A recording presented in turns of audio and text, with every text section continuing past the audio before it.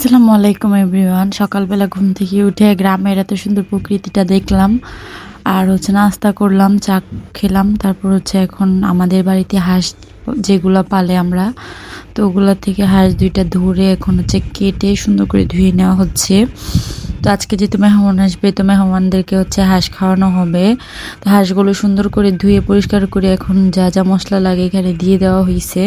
তো এখন এটাকে সুন্দর করে হাতে মাখিয়ে তারপর মাটির চুলায় রান্না করা হবে।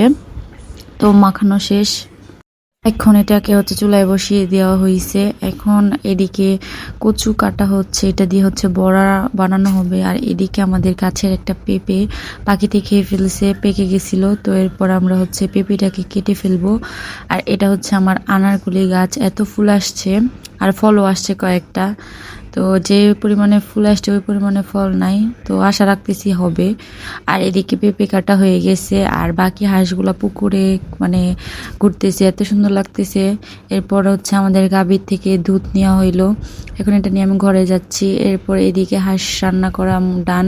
তারপর এখন কচুর বড়াগুলা বানায় নিবে।